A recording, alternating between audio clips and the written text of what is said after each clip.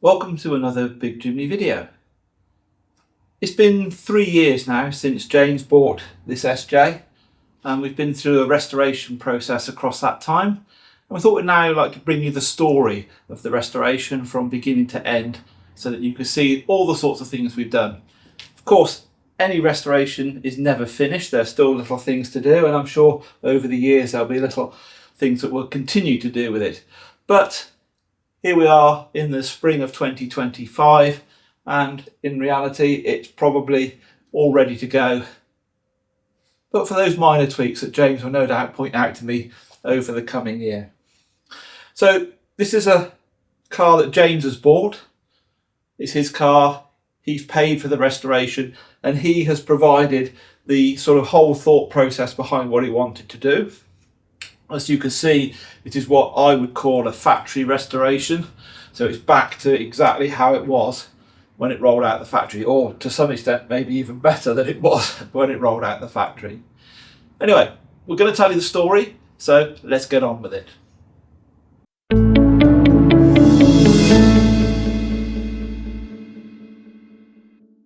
So as a starting point, let's talk about why an SJ at all.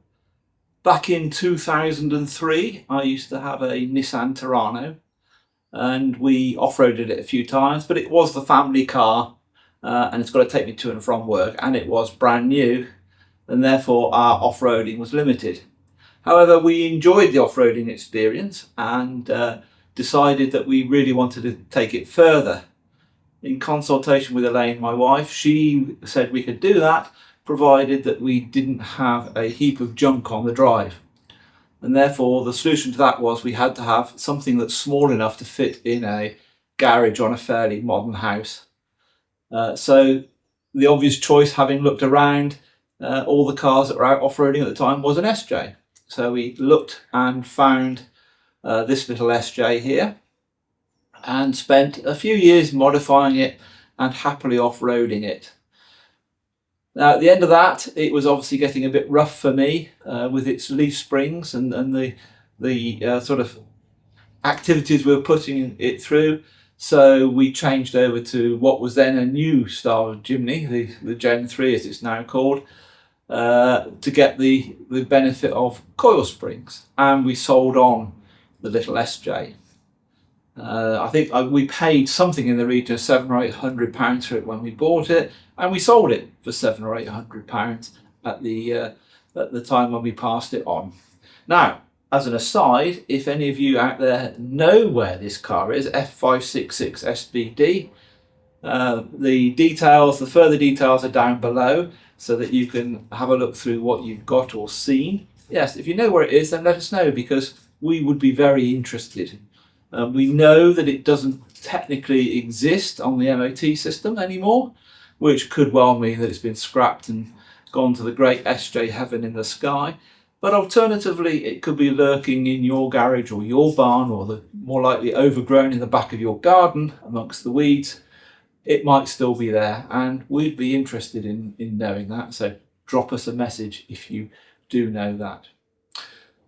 Anyway, during our time with the SJ, I didn't really aware quite how it affected James. He was known as Suzuki boy at school, and was drawing little pictures of SJs and things like this. He loved the little car, and of course he's taken that forward with him. He's now reached a stage where he can buy his own cars and makes his own choices, and he wanted to revive the memory of that SJ, and here it is. So that's why we got an SJ. So let me talk about buying one. Those of you who are looking will know that it can be quite difficult at the moment to find what you're looking for. Now, be aware, I'm talking about a specific purpose, which is restoration. Yes, there are quite a few SJs out there, and they're in various states of repair or non-repair, as the case may be.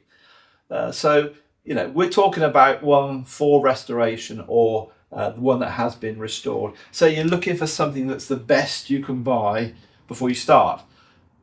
So that's what I'm talking about. And then you may differ in your opinions, or you'll hear my opinions in this video on different types of car.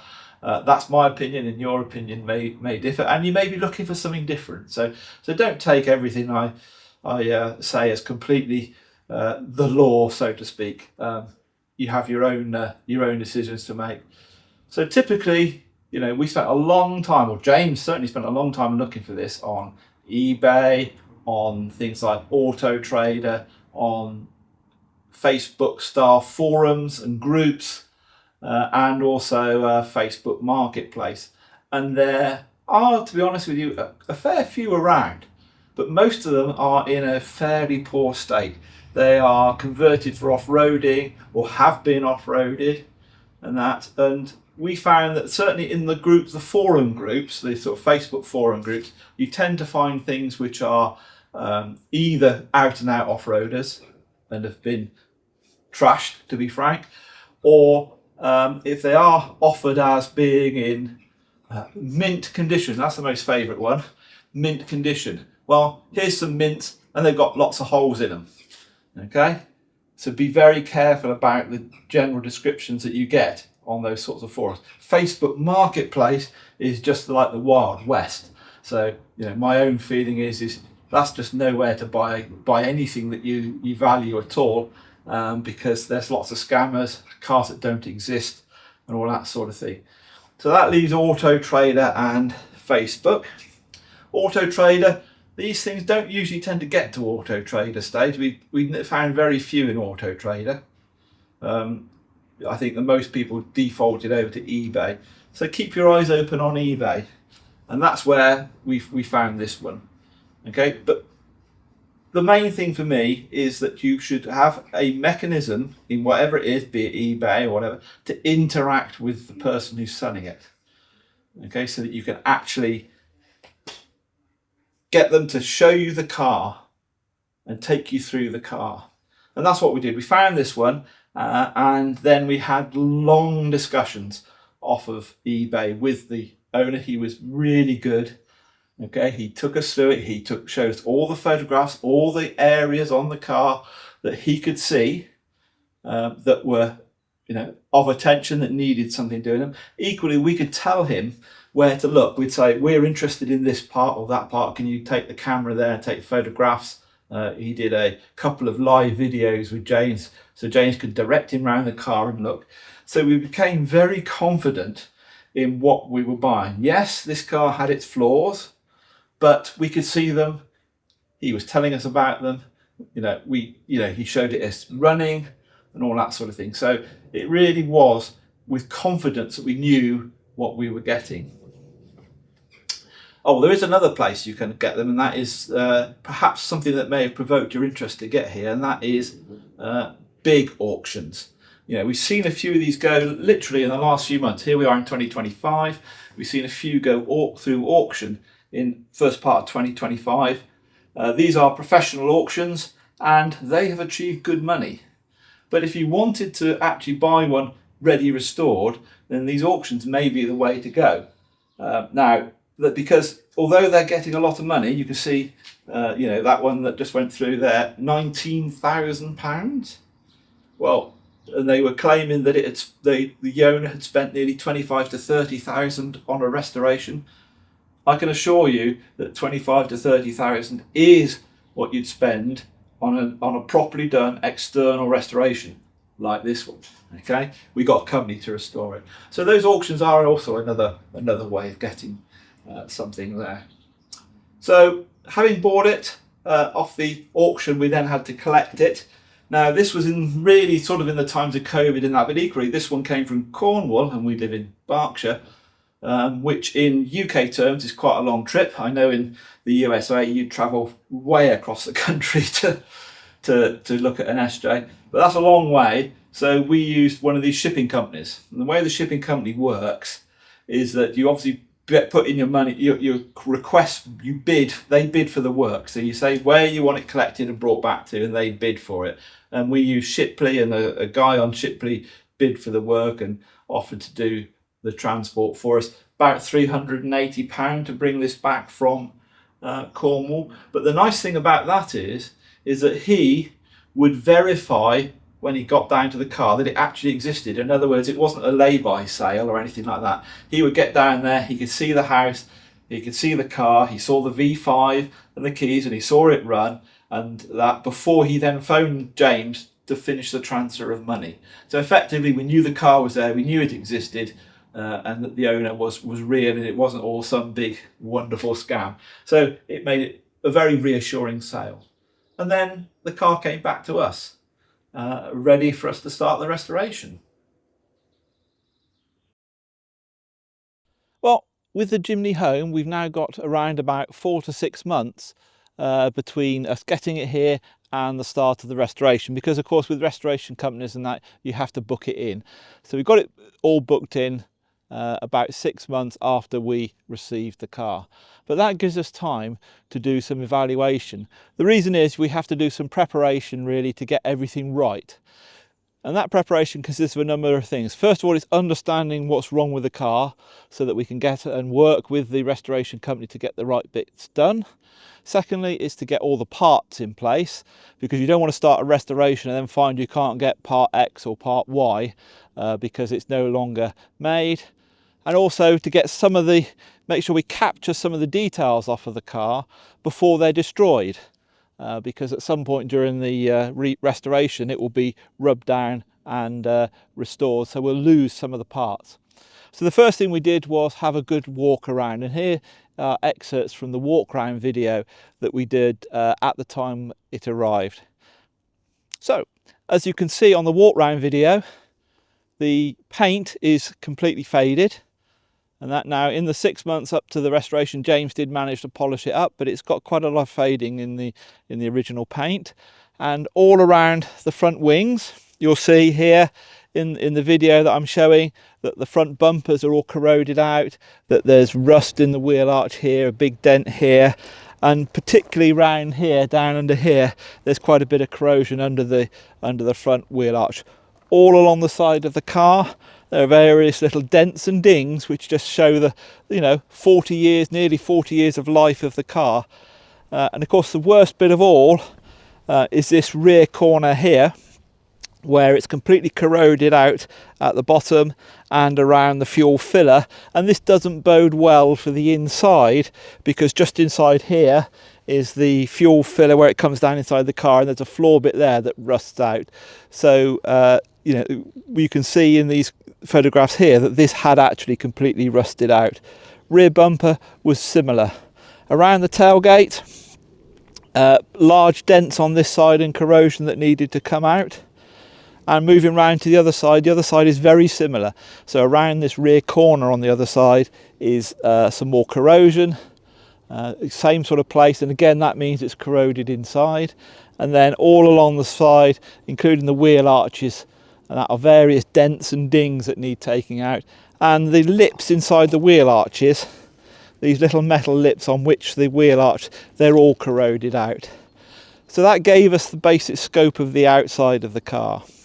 But of course, rust is like an iceberg. There's only about 13% of it visible above the waterline. You can see the rust. There's 87% below the waterline that you can't see. So we knew that once we started to take apart, there'd be a lot more to do.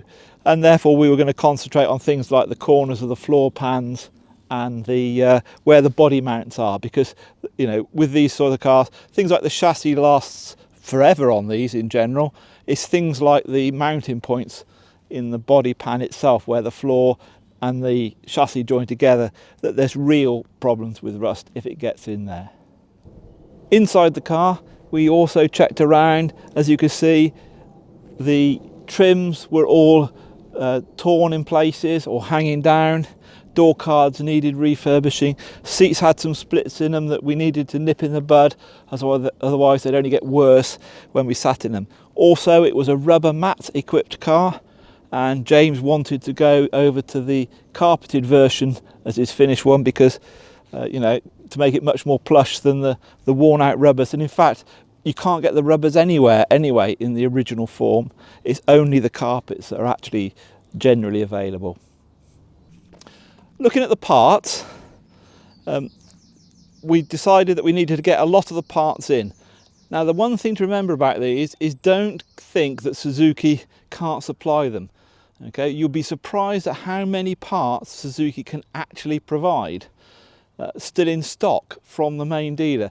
Now, you've got to find a dealer who's willing to look on the systems and search them out. You know, the dealer we used was searching through places like Italy and that to see what's sitting in warehouses in Italy and places like that. So we did get as many original parts as possible, including things like a Japanese windscreen from Japan. There was only 2 in stock in Japan, and in the end we had them both because they managed to break one when they shipped it. Wings. So the rear wings, they were in stock at Suzuki, so we've got genuine new rear wings from Suzuki to put on there. And the front wings, we made a mistake with these. You can get them from Suzuki in some places, but they're very, very expensive. So we went for the imported wings. They come from Taiwan and India. And that turned out to be quite a mistake because the quality of them was quite low.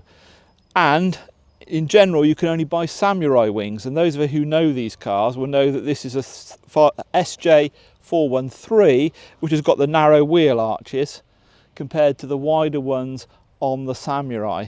So the wings we got were the wider ones. Now, looking through the internet, the people in America say you can convert them, and you can. And therefore, the restoration company did convert them. But unfortunately, it's a lot of work, and you go, actually, would it have been better to pay for the more expensive real ones than get the cheaper ones converted? In converting them, we had to take off the fat extra piece of the wheel arch and put on the thin strips. So I managed to get hold of the genuine thin strips from Suzuki, and those were fitted. But also the headlamp itself, the headlamp surround behind the grille is different, and we didn't realise this until after the build had completed, and we needed to make extra adjustments to the bits behind the lights. Other parts that we got, you can see that we did things like we bought the new hoods and that ready to go, new bumpers ready to go, but you have to be aware that there are some minor things you're going to need as well. Things like these bolts here. These bolts are special bolts, and you want to get the ones that match the look that Suzuki's got, and the only place to get them is Suzuki.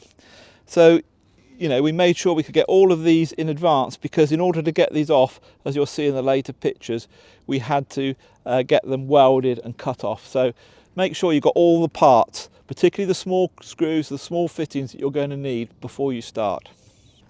The really important thing to get right before you start restoration is to ensure you've got things like decals, because these are going to be cut, sanded off the car, and therefore you're going to need the decals, and there's no point in getting to the end of the conversion and say, oh, we never took the measurements of those. Therefore we went down to a local decal company who took a great deal of time measuring up and matching exactly the decals. And when I say matching, these bits of grey here are actually made up of tiny dots. They're not just a set shade of grey, they're actually made up, and here, tiny, tiny dots. They measured the dots and reproduced the dots into the decal to make it an exact replica. In fact, it's so exact, you get a horrible moire effect on the photographs where it interferes with the digital sensor on cameras, because the dots are so fine and accurate compared to a cheap eBay copy. That extends to under the bonnet, where we also got all the decals done for all the under bonnet stickers, because again they would be lost during the rebuild. So we made sure all of those were lined up ready to go before the car went in for repair. For the restoration, we needed to give the car to them completely stripped down. The more stripping down we did, the less the restoration would cost, because we're not spending their time taking it apart. So we took off all the removable parts we could, stripped it right down. All of the bumpers, the lights and all the wheel arches, all of the interior, wing mirrors, everything was stripped off, including the seats and the carpets. Of course, this gave us the advantage then that we could keep them safely at our premises as well. They weren't going to get lost or damaged when stored in the warehouse for the restoration itself. So it was completely stripped out, and everything was taken apart. As you can see here, we're just loading the shell of it onto the car, ready to go away for its restoration. And that will be the subject of the next part of the video. So with the car off at Winchfield, we could commence a strip down. With Winchfield, they're only about a mile away from our house, so we could pop up and see it any time we liked. And the advantage was also the guys there were going to take photographs and bits of video for us during the rebuild. Before we started, we had a decision to make, and that was around the type of finish that we wanted. The first was the welding. You can have spot welds, you can have fake spot welds, and you can have standard MIG welding. The fake spot welds are where they drill out the old spot welds, leaving a hole in the panel, and then when the new panel goes in, they just fill around the hole so that it looks like a spot weld. MIG weld, seam welding, or seamless type finishing, for those of you familiar with minis, is just where they weld along the seam. But of course, James wanted it back to factory. So what he did was we went for real spot welding so that we get all the little indentations along the car where the welds are. You know, authentic looking. The other finish he was asked to choose from was about the panel finish itself. He could have, when they welded on the panels, they could then just leave them as they were when they were welded on, which means you get the sort of look from the factory where every panel is perhaps got a little bit of wobble in it. Or you can have them completely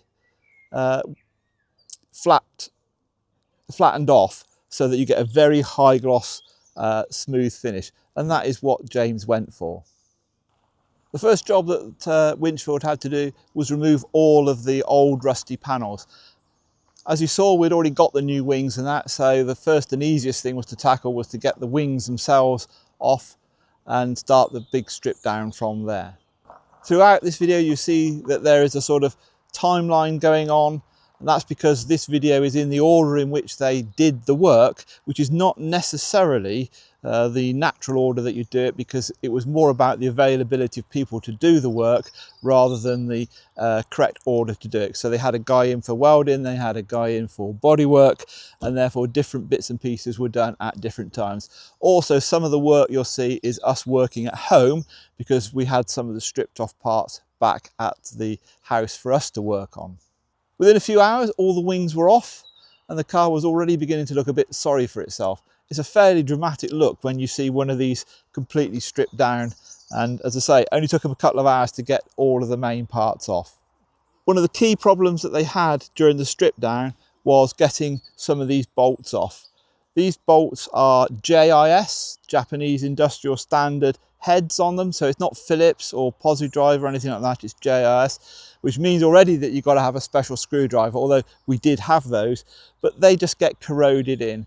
So they had to spend a lot of time with trying to get these off by, first of all, welding nuts onto the heads of the bolts, and then using a spanner to undo them. And by doing that, they managed to get all of the panels and the door.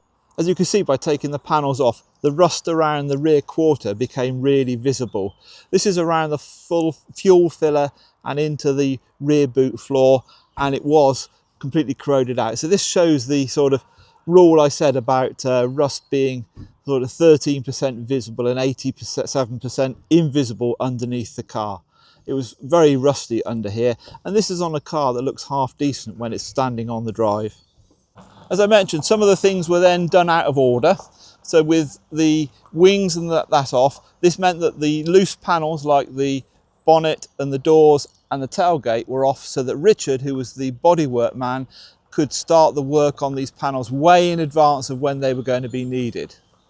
So as you can see in these pictures, Richard's got the bonnet off, and he's starting to fill in all the little tiny dings and dents that were in the bonnet. These are dings and dents that we couldn't really see ourselves when it was on the car. It all looked quite nice and shiny, but being the sort of bodywork perfection and that, he went through and took all of them out, putting on a leveling filler on there to fill them off, so that everything's ready really for its first coating.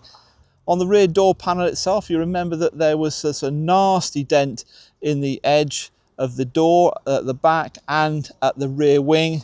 So those were panel beat out, levelled off and filled. This whole levelling and flattening process that Richard was doing in the body shop revealed a number of bits and pieces that we hadn't really expected. So for example, here's the bottom of the doors. The doors themselves looked fine until we got them off and looked along the bottom, and there was a bit of bubbling there, but once you got at them with a needle gun, and that what appeared to be bubbles soon became holes, pinprick holes, which therefore needed a bit of filling in to get those done. Another place on an SJ that does tend to corrode is the window frame itself. A lot of them get corrosion across the window frames. Ours was pretty good. All it really needed was a bit of fixing work done around where the popper studs fitted. There's little corrosion around the studs themselves. With all the panels now levelled, everything is sanded down to get the absolute flat finish that they wanted. Once that's been done, all the panels are then masked up for spraying across the doors and bonnet, all put together. In the meantime, at home we were looking at the roll bar. This car didn't come with a roll bar, but it is a standard option on Suzuki SJs that was available from the dealers, so we felt it was perfectly good for us to fit a roll bar. The one that we got was well and truly used, but we hadn't quite realised how bad it was, and you'll see later on when the point at which we did realise how much denting there was in it. We thought it just had a few dents and scratches, but what we had to do was check and how it was fitted across the wheel arches and do some measuring to drill in the wheel arches. The wheel arches and the fuel floor itself are quite rusted. You can see here where it's rusted away. The fuel tank came off, and then you can see the whole floor had little corrosion in places. All the bungs were removed, all the little studs for the carpet were removed to make sure there was nowhere where rust was still hiding. Around the front, in the footwell and the firewall, you can see where there is rust forming around the joint. Now again, some SJs rust right out here so that you can see the road through there. Ours wasn't that bad. In fact, when we first looked at it, we didn't think it was corroded at all. But yes, the flapper wheel did reveal some corrosion around there. Also, there was corrosion around where the bungs in the floor go. The decision was made to just weld over those bung holes because they're not going to be needed. This car is not going to be wading through water and having water drained out through the floor bung holes. So we just put a straight plate over those.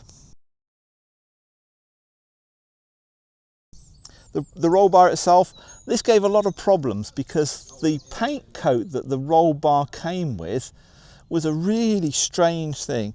It's like a white plastic coating, but we gave it to Winchfield and they couldn't easily remove the plastic coating.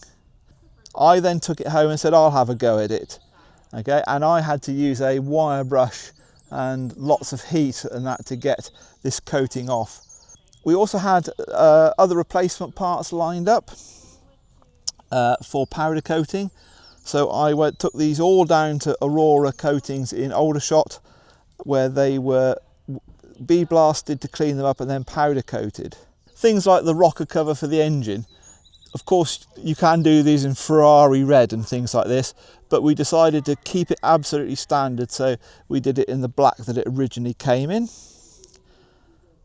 Also the wing mirror fittings, all these were powder coated in black to make it a factory restoration. The roll bar itself requires little brackets at the back to fit it into the top of the seat belt here. In fact, these are the hardest part to get for the roll bar. Most people have taken the roll bar out and not brought those fittings with us. They've left those fittings in the car when it's gone off to be scrapped. We also had front and rear bumpers. These came from Master Forest in France, but we didn't like the coating they came with. They only had a fairly thin coating of paint on them, so we took those off for powder coating as well, so that they all look nice and smart at the same time. At this point the car was basically halfway. It was fully stripped down at Winchfield, and this picture here represents what we feel is the halfway point. This is the point at which, when we looked at it, we thought, now the car's going to start coming together. At the beginning, we'd made the decision not to take the body off, to do a body off. We discussed it with Winchfield and we decided it didn't need a body off transformation. Perhaps in hindsight we should have done it, but anyway, they did release all of the body bolts and lift the body off to do the bead blasting underneath the car. So it was still blasted and that, but just by jacking it up off the body mounts. And the bead blasting revealed lots more holes. Here's the rear passenger quarter, and you can see that some of those holes have opened up quite large. And this is on a car that was quite solid. It was a, it was a nice solid car. It's only when you start doing these bits on it that you really begin to realise where the rust is in there. Back to the rear passenger quarter on the floor. This is corroded out completely, but you can't buy a replacement panel without buying a whole floor, and therefore Winchfield manufactured this little plate here locally to fit in, and that so that we had a complete replacement plate in there. Behind the driver's seat, by the bottom of the rear seat belt, this is another common place for corrosion. Again, this SJ was really quite good there, but the corrosion is inside this box section. And and inside there is where the body mount is. It's inside the box section, so they had to cut off a bit of the box section in order to access the underside to repair it properly. It's a triple layer box section, but we then had to get to the body mount, so we had to really open up that box section and then put a brand new plate in. Here's the same joint from the underside. You can see the new plate in there with the body mount going through it. And then there's some more plate work put over the hole where the body mount was, and they've then put back in the actual piece of the floor pan that they'd cut out. And as you can see, this now becomes a very seamless finish. You can't see where that was to be repaired. As I just said, we decided that the bungs would be welded over, and this is where they've now put patchwork over where those bungs were. And underneath, they've had to put new ends on all the body cross members because the ends had corroded off, so they made new ends for those, and then put Cobra coat on it, which is a form of, some people call it Raptor coat, Cobra coating on it to protect the new bits of panel and the new bits of cross member that were put in. This was all primered and filled and levelled and then coated with epoxy to protect it.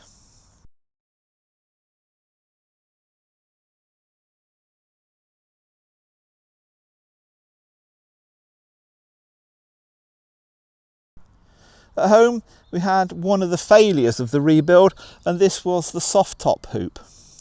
We sent this away to be anodised. The original soft top hoops are anodised, which is a sort of gold colour. We sent it off to a recommended anodiser, but he, to be frank, made a real mess of it, and we got it back and it was just not good enough at all.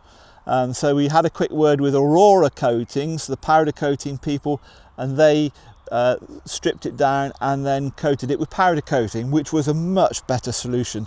Then everything was back, including all the roll bar bits, and now all lined up. You can also see the axle parts. These were also bead blasted. We had some springs from India and one set from Europe. Eventually we had to buy 2 sets from Europe because it turned out that the Indian ones were no good, but at this stage we didn't know that. So here you can see the Indian ones all powder coated up. Aurora also powder coated, as I said, the roll bar. When it came back, we could see where the fault lay in it that we hadn't seen before. The high gloss finish of the powder coating revealed that there was actually a dent across the top corner of the roll bar. So this really made it not look good. So we had a quick word with Winchfield, and they decided that the best way for them to deal with that is to use body filling techniques on the roll bar. This roll bar isn't going to be used for rallying or racing, so they took out the dent by using body filling techniques to make that look nice and smart. Earlier on I showed you some holes in the bottoms of the doors. Here they are being welded up so that they are nice and filled with metal before being levelled off with filler. The body mounts themselves were all stripped down and rebuilt. Here they are being blasted and cleaned up and freshened up, and then painted ready back to go back on the car. This is the time now where we began to see the car appearing in its red paint. Items like the doors were painted. In order to paint the outside of the inside of the doors need painting first. So all the panels that were going to be put on the car are masked up, and the insides are all sprayed, ready for assembly on the car. And as you can see, the red colour's really coming together now.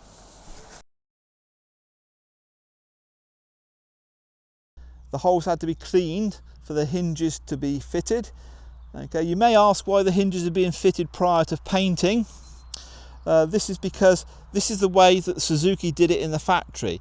The hinges were over painted, and therefore they have to be over painted to get the same look as the original factory look. Otherwise they look like they're bolted on top of the surface. So all the threads had to be cleaned out for the hinges to be fitted, and then they could be fitted ready for over painting. Also, remember we talked about these wheel arches being the thin ones, so they had to fit and weld on the new thin panels. Here you can see that they've got weld through primer on them, and then they're welded on around the arch. The fuel filler itself, which was rusty in the first few pictures, had to be brazed in. We had a new fuel filler. This can't be welded, it's brazed. This was fitted in, and then the real spot welding began. Remember I said we'd opted for genuine spot welding to get the full look and feel of how the SJ looked. So here you can see it being done with a real spot welder to get it all in and looking perfect. This is where more issues arose with the front wings. Remember I said they never fitted properly. They were from Taiwan. They were not very well made. Winchfield had to undo welds within the wings to release tension in the wing so that it would be reshaped to fit correctly on the car. They had to reduce the twist and tension that was in the metal, pulling the wings in the wrong direction. And this is where they did it. You can see this seam has been cut away and then re-welded on in a different place to release the tension in the wing. It's on the corner of the passenger side of the wing. Here is the car now ready for masking and painting. They also did some painting of the soundproofing on the floor. Where they cut away bits of the floor, they also removed the original Suzuki soundproofing spray, so they had to replace sound deadening on the floor where it had gone. And then the painting really began. So here is the Suzuki in its full red. This is the proper red for this car. We took it from the code on the VIN panel. This is 21L Peruchet red. So this is the genuine original colour. When they came to refit the front cross members, you can see the front cross members here. These are the bits that go across the top of the radiator and the bottom of the radiator. Again, they didn't fit. This was not because of the cross members, because of course they were the original ones off the car. This again was the poor fit of these wings. These wings, when they were cheap, really didn't save us any money. There were some genuine Suzuki parts available. They were incredibly expensive, and we went for the cheaper Taiwanese wings. We shouldn't have done that, because probably in truth the work effort to get those wings to fit was far more than the cost of getting the expensive wings. If you get the chance to do this and you get the chance of real Suzuki wings, go for the wings every time. The hinges now have been fitted, and they're fitted with a seam sealant. You can see the seam sealant in the picture around the base of the hinges. The hinges are then assembled, and then when sprayed it becomes like a single unit underneath the spray. The seam sealant means that the paint blends in behind onto the bodywork. So at this point the car came back. Here it is re-arriving back at our garage as a fully running shell. This isn't finished with Winchfield. They were then going to do a sort of second fit stage on it once we had got some more work done ourselves. So hopefully you're still with us. This has been quite a long video. Back from Winchfield, we could get on with a few of the items that we needed to do at home. The first thing we had a look at was the decals. Now the decals, first of all, we had to wait a couple of weeks for the paint to harden off because it was obviously fairly freshly sprayed. The recommendation was although it was obviously dry, it needed to harden for at least a couple of weeks before we applied the decals, because they would otherwise stick into the paint in the future. So we waited a couple of weeks, and then it was off down to the decal shop down the road for them to start putting on the new decals. This is an area that we were really pleased with. I think, as I mentioned before, they took a lot of effort into reproducing these measurements, scanning, everything down to the tiny little dots inside the grey pattern. These little dots in some of the pictures you may have seen from us actually create a moire pattern, because they're so accurately reproduced as small dots it upsets the camera sensor. So we got them to fit the decals, and they looked really quite smart. I had originally tried to get some decals off of the internet. Some places claim that they still got them, but they haven't. They're long gone, the original Suzuki ones at least. We have found some sort of fake ones in Italy, which I thought I'd try for a few pounds off of eBay. But as you can see, these were just truly awful. They were just some sort of scan of a print of a scan. They didn't reproduce any of the texture or even the proper colours in the decals, and they were actually completely the wrong size. They wouldn't have fitted properly on the car like these did. So the decal people fitted them, and we really love them. Honestly, as a side, if you want some of these decals, I can get more made up. But as a lesson for all of you who are doing a rebuild, make sure that if you're going to do a repaint, that you have scanned and captured the details of every decal, because you're going to have to get them made up again if you really want to return your car to original.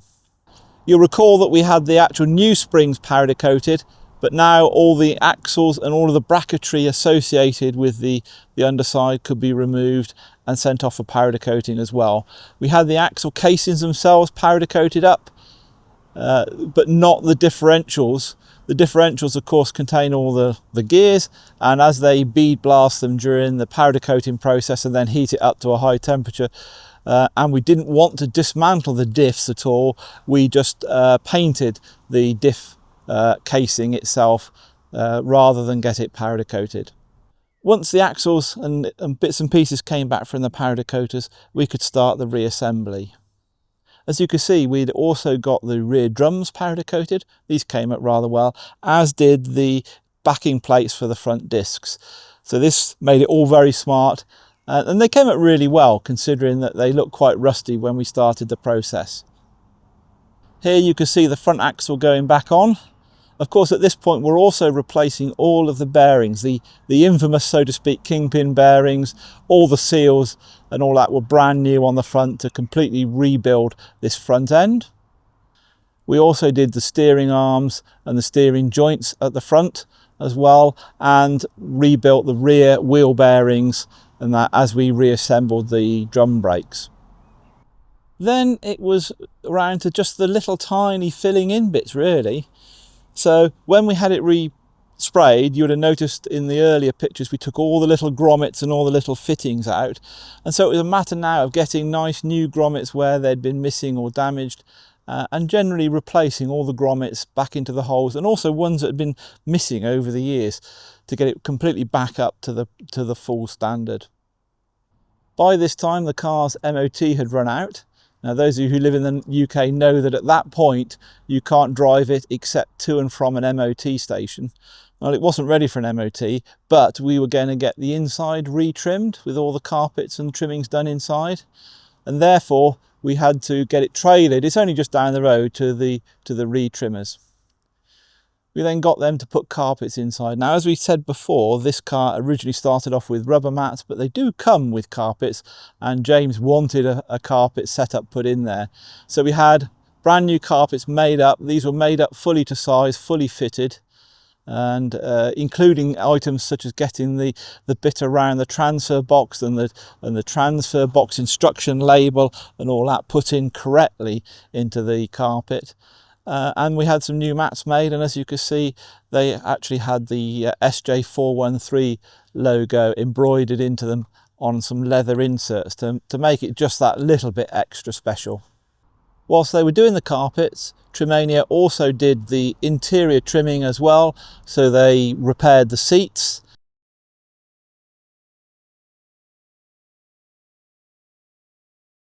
They repaired some of the door card trims and the rear cards that fitted in the back of the rear wheel arches, so they were all renewed and refreshed to make them very smart.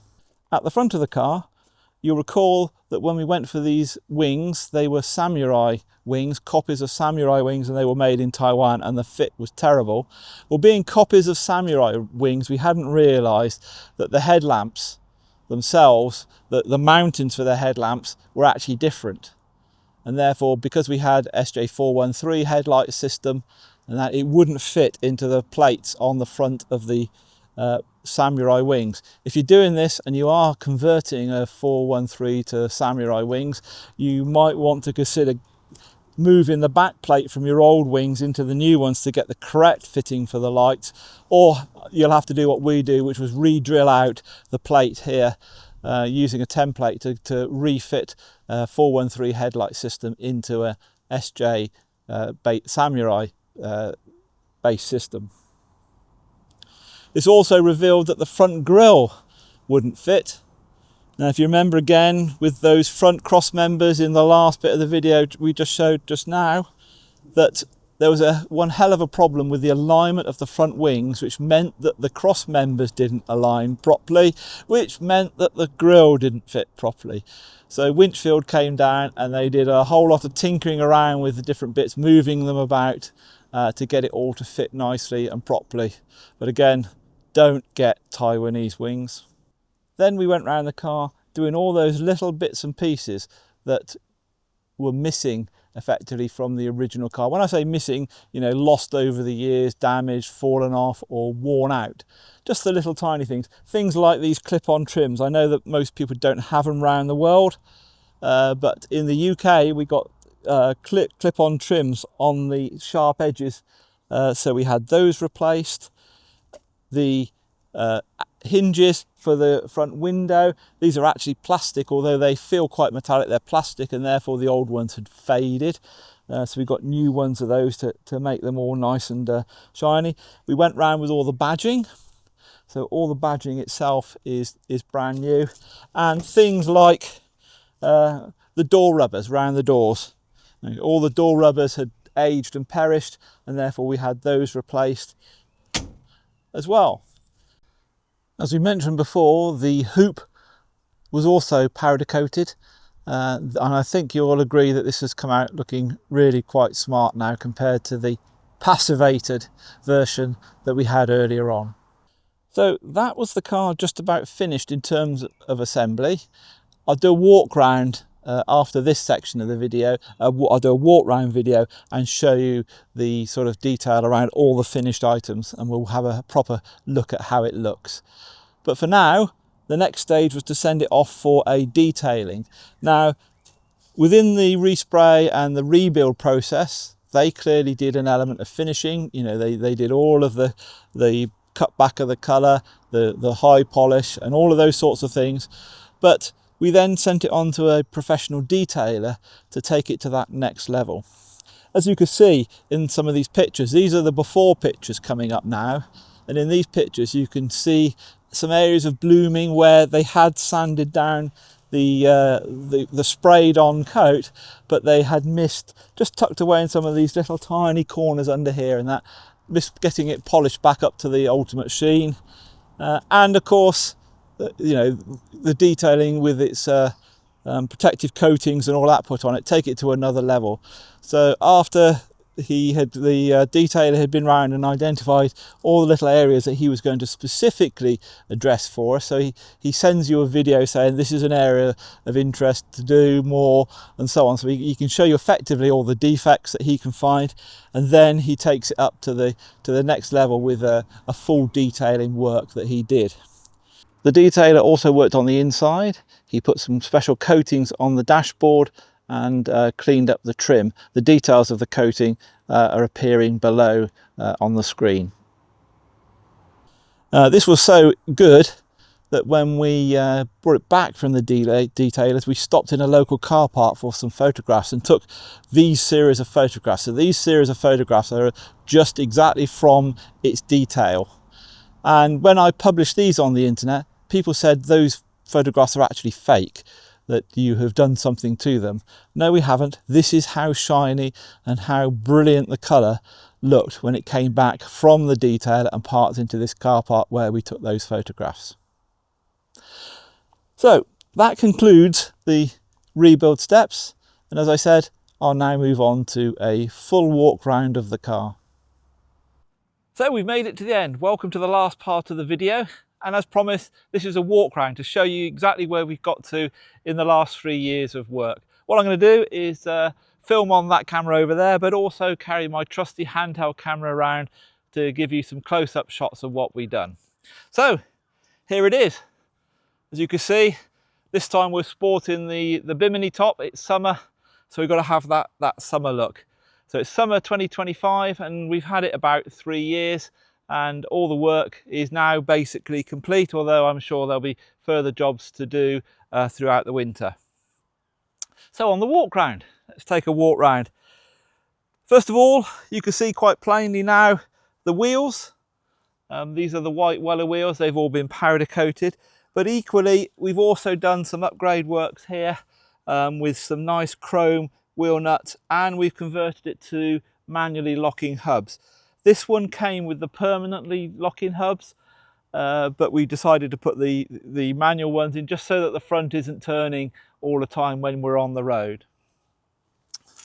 Here we have got brand new wheel arches because the plastic on the old ones had sort of faded over the years, and they still sell these. So we got some nice brand new wheel arches to give it the full nice brand new effect. You saw me talking about things like new badging and that because the paint has worn off of the old badging. Across the front, I talked about all the new plastics that have been put on, the windscreen brackets here, new wiper blade arms, new bonnet stays where the bonnet lifts up to there, all new, because the old ones had sort of faded and gone white. So that they looked a bit sort of, once it was all shiny, they didn't look so good. Also a new windscreen, brand new windscreen. This wasn't needed because the old screen was fine, apart from the fact that because it's coming up to like 40 years old, there was thousands and thousands of tiny little scratches all over the screen. So that when you came around a corner, when you're driving into sunlight, suddenly the whole screen sort of turned white in front of you. You couldn't see through the little scratches. So this is a brand new, genuine Suzuki screen all the way from Japan. And we've also got a new rubber seal around the outside because, again, once you start changing one thing, the other things start looking a little bit faded there. Moving around. So you remember all the dents and scratches in the sides of the car? Obviously they've all gone. You saw them being sanded out and removed, so they've all gone, making it all nice and shiny and smooth. Again, we've done some new fittings on here, or replacement ones. Remember the powder coating, coated the wing mirror brackets, and things like little bits of trim like these were renewed. Again, being plastic, they had faded to a sort of grey white, so these are new ones. These sort of things like this are from Master Forest. In fact, that's also where the Bimini top itself came from, was from Master Forest. Of course, you see me make a lot of the decals along the side and how good they look. You know, spending the money on those, I still think that was one of the really good things we did with the rebuild itself. Here's the rear wing. Remember that this was all corroded out here, and that's now all new, complete with the new decals in there. As I said, the rear wheels are also been powder coated so that everything's looking smart. So around the rear, you remember the hoop and the trouble we had with this is the soft top hoop, the trouble we had with the soft top hoop with the failed passivation that we did on it. So this has been powder coated in a nice sort of goldy bronze colour. So that has all been sorted out. Again, the wheel has been powder coated out and nice new chrome wheel nuts and a brand new Suzuki centre cap there off of a Gen 4, because these cars are all the same through the generations. So we've got the centre there and the decals and new badge work along the back that were done as part of the decal set down the side, plus the new badges where the old ones had faded out. We also replaced the bumpers.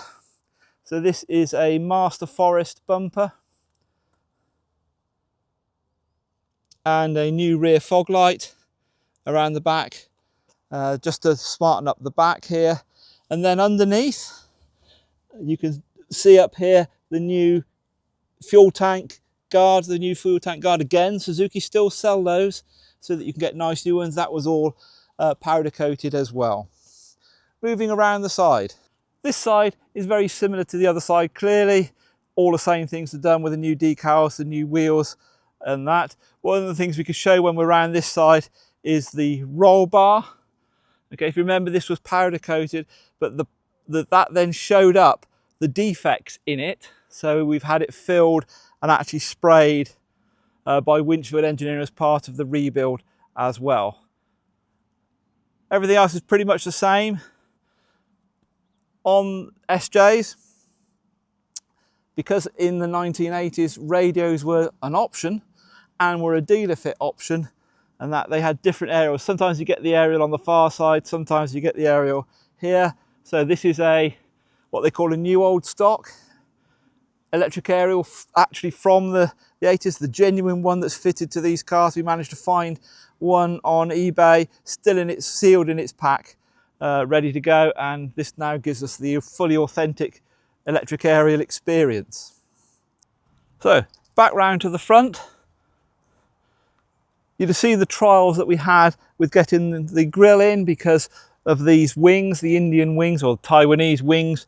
It really didn't fit well. So as you can see now that with all the fiddling around that we've managed to get both the headlights fitted. These are new headlight bowls because the old ones have the sort of brown rusty interiors in them. So new headlight bowls, and the grille has been refitted. The whole of this panel here and this has been moved around to make it fit nicely. We have here another Master Forest edition. This is the Master Forest front bumper, again all powder coated and put into the car. Okay, and of course a nice additional extra here courtesy of roadworthy Suzuki, who've provided a lot of genuine Suzuki parts for this. And one of the things they also provided was some genuine Suzuki number plates to go on the car. So under the bonnet, we didn't actually rebuild the engine. It's because in the few months that we had it before the rebuild, we decided that this engine was as sweet as a nut. This is as good as they come. This was really nice. It starts on the button, it just runs smoothly. And my view is that we don't touch something that's already working perfectly well.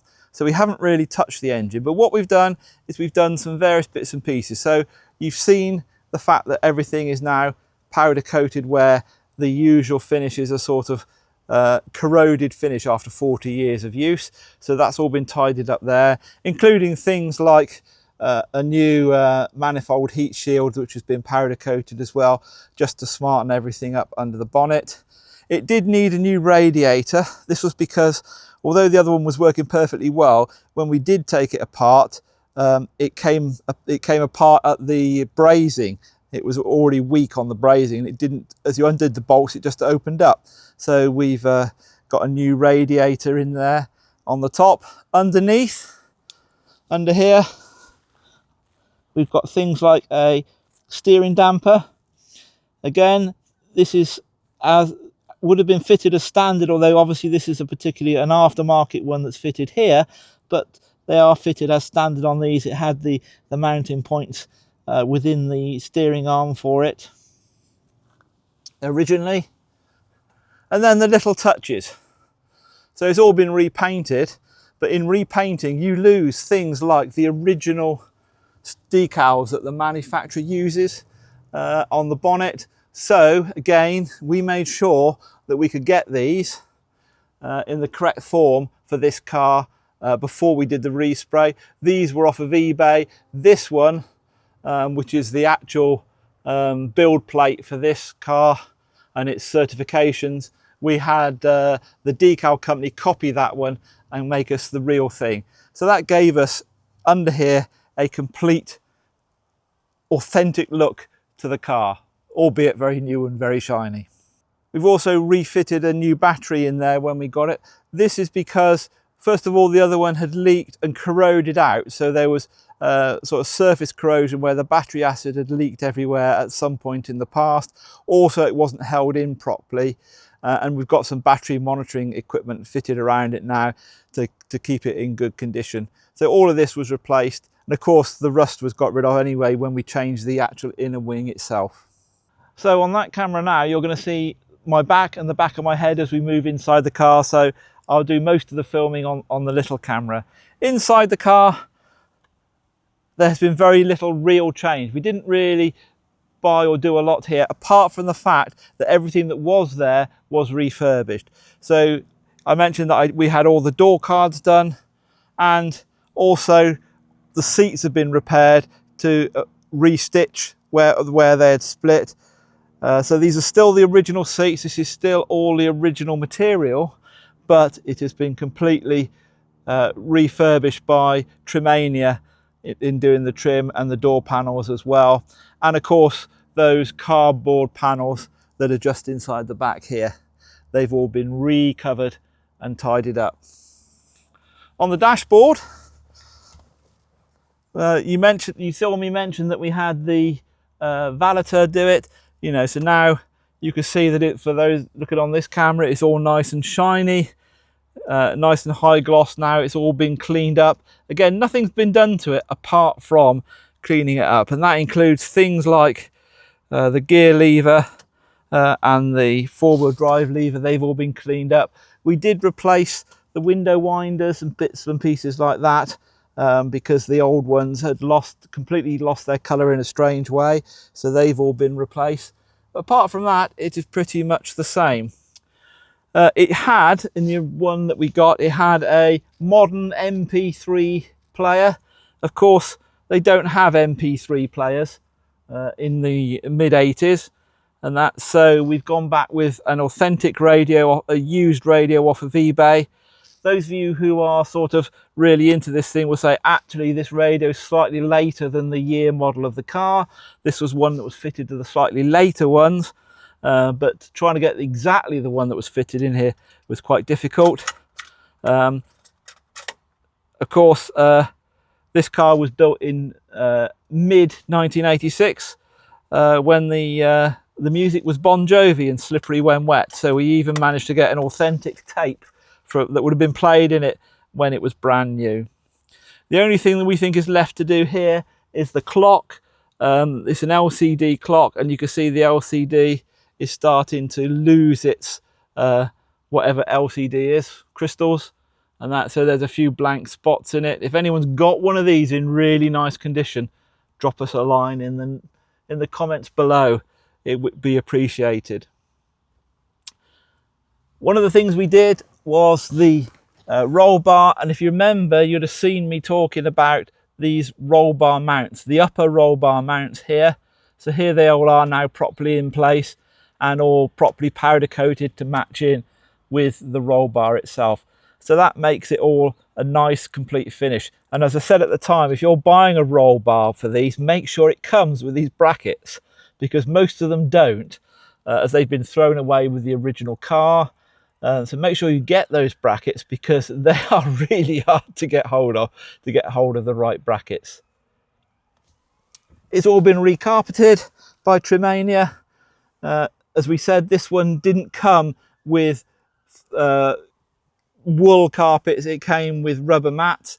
So Trimania have done it out in a grey carpet. And that has been properly fitted around the centre transmission tunnel here, with the labels and all that put in for the four-wheel drive, as standard in these cars. And of course our custom mats with the SJ413 logo has been put in. So that's the end of the video. I hope you enjoyed it all, and I hope you managed to stay to the very end and that it was worthwhile. I mean, for us it serves as a record of the restoration of this car, what we did, a bit of family history for us. So, but we also hope that you enjoyed watching the video as well. I'd also like to thank the various suppliers who supplied the different parts. They were all paid for, it wasn't sponsored in any way. But thanks anyway for them who went and managed to find all these different pieces around the world for us. So with that, there may be some more videos as the work progresses. We know that in the winter it's probably going to get a thrust bearing on the clutch, but apart from that, it's done for now. So thank you very much for watching. Drive carefully, and I'll catch you further down the road.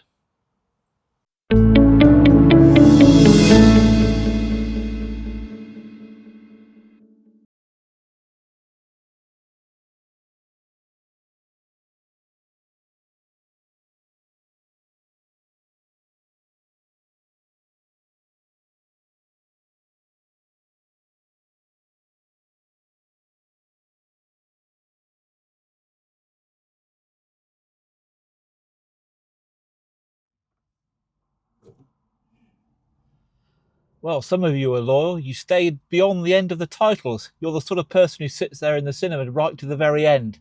So here is your end bonus for doing that and for showing your loyalty to Big Jimny. The big question we didn't answer in the video for everyone else who finished early was how much did this all cost? You'd have seen a clue in the video where when we're looking at the auctions and you saw the one go for something like 19,000 or 19,500, something like that, I said that the person who built it claimed that it cost somewhere over £30,000. That was a clue. Okay, these sorts of rebuilds are not cheap when they're done by external professionals. I can't weld, I can't do any of that, therefore we had to rely on someone to do it. The big advantage is that this is actually a project that finished. You look on the eBay at the moment and you'll see all sorts of half-finished projects. Oh, I bought this and never got round to sorting it. Okay, yes, we paid a lot of money, but at least it was sorted. So how much did it cost? Well, the workshop element of it, which took about 9 months in the end, something like that. It was in and out of the workshop for about that. A couple of refits and things like this. That was about £17,000. On top of that, we had some various other bits and pieces. You know, you saw the trimming and the decals and all those things, and they cost another few thousand on top of that. The price of the car when we bought it, post-COVID and that, some good prices on used cars, the car was £5,000 roughly. So by the time you add that all up, we are just over 25,000 into this, which is, yes, a lot of money. And would we get it back? No, we wouldn't. If you were to put it in auction now, you saw, you know, really good ones might get close to 20. Okay, it's all about the enjoyment. It was all about reproducing what James had when he was a child, you know, the riding in the red SJ, and that's the price of this sort of thing. It's the price of your enjoyment, the price of the hobby. So yeah, just somewhere over 25,000. So thank you very much for watching. All the usual, please like and subscribe if you want to see more of my videos. And until the next time, drive carefully, and I'll catch you further down the road.